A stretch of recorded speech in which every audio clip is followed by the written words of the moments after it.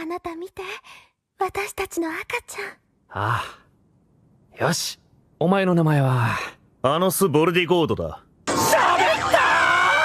With all things considered, I think it's safe to say that the summer anime season came back with a vengeance. From action-packed series, romantic ventures, heart-wrenching dramas, and light-hearted comedies, this season has it all for you. I'm not even going to talk about the sequels. We all know that this season is rife with sequels of popular shows, but for an extra challenge, I won't be talking about them here. After all, my point is to show that the season is such a strong one in its own right. So strap your seatbelts on and get ready to be amazed by the various offerings that the anime industry has given us this season. So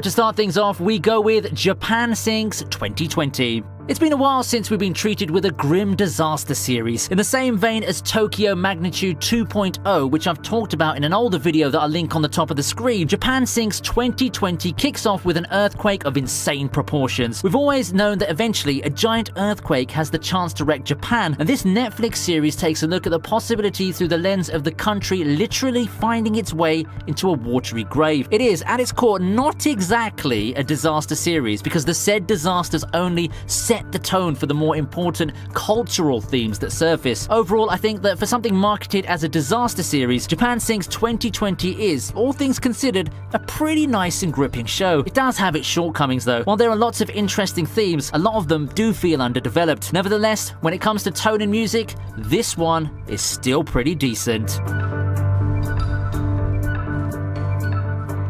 Next, we move on to Fog Hill of 5 Elements for our number 9 entry.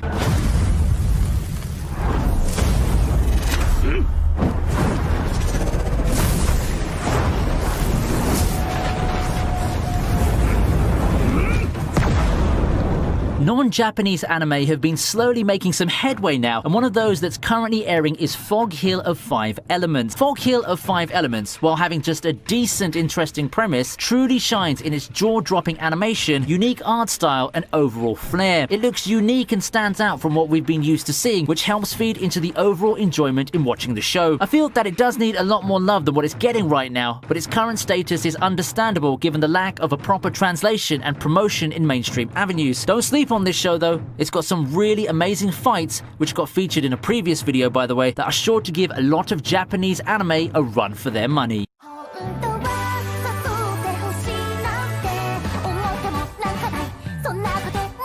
Up next at number 8 we have Uzaki-chan Wants to Hang Out. Can't get enough of Dagaki-san? Then we might have the next best thing for you. A nice innocent slice of life show, Uzaki-chan Wants to Hang Out tells the trials and tribulations of Sakura Shinichi. After all, what else do you call it when all you want is a little bit of peace and quiet, but in comes the loud underclass men who seemingly make a living poking fun at you? Perhaps all of this teasing will lead to something else blossoming between the two of them. Only time will tell. Probably more known for the, in my opinion, unjustified controversy, Uzaki-chan is probably on a lot of your radars. I find it a shame that the controversy had to take precedence because on its own, the show's really relaxing and just a fun watch all throughout. It's not deep or complex, but it doesn't need to be. I don't get tired of the main character's antics at all, and they make it a really enjoyable combination to watch. Make sure to watch this if you really want to unwind.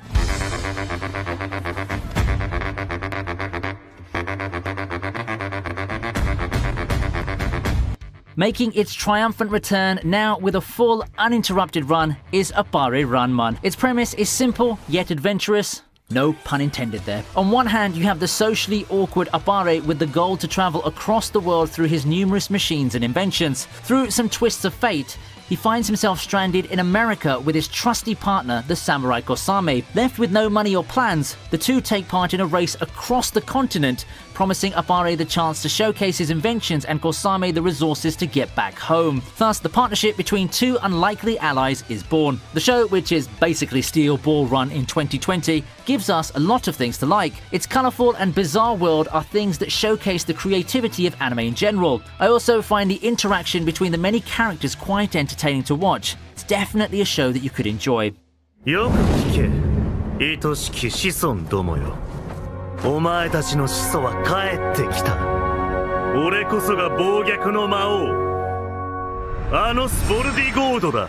2020 seems to be a very good year for overpowered protagonists. Mahoka's coming back in the last quarter of the year, and we have the return of Kirito in this season's Sword Art Online. Airing alongside Alicization is the show featuring the third member of the trio of overpowered light novel protagonists that somewhat look alike, Misfit at Demon King Academy. Anos Voldigod is many things with his godlike power that's beyond comprehension, and in his confidence, he allows himself to be killed and reincarnated 2,000 years in the future, only to wake up to a future where history has been rewritten and no one recognizes his status as the Demon King. Even the overall power level of the world has fallen after years of peace. However, everything's but a minor inconvenience in the face of the Demon King that's come to retake his throne after 2 millennia. The era of magic school light novels has come full circle here, and now we have something like the One Punch Man of the genre. Misfit's just so over the top that it's entertaining even for someone who's not too fond of this genre. It's just crazy to think how far we've come. To be fair, in between all of the craziness featuring the almighty Anosama, Misfit is an enjoyable show with its fair share of drama and touching moments, so it's way more than just a parody of sorts. Rent a Girlfriend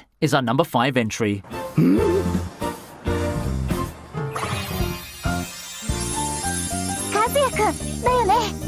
After getting dumped by his girlfriend, Kazuya attempts to make up and fill the void in his heart by taking advantage of the Japan classic, the rental girlfriend. Getting the right one to pretend to be your girlfriend's easy, and the pretty and caring Chizuru seems to be the perfect choice for him. However, things don't go as planned, and with the two having quite a rough going on their date, it seems to be a partnership destined to doom. Things get even more muddled when Kazuya hears of his grandmother's collapse and gets forced to bring Chizuru along with him. Not wanting to break the heart of his grandmother, who becomes overjoyed at Kazuya finally finding a serious girlfriend, Kazuya and Chizuru get forced into a fake relationship. To be fair, compared to the usual rom-coms, the premise of this anime does have a different execution, and I think that Rent-A-Girlfriend's rightfully one of the most trending shows this season, even beating out the sequels to popular shows at this time. The main character does get his fair share of criticism, but the hijinks and the comedy keep me coming back on this one. Probably check the first few episodes of this and see if it's to your liking.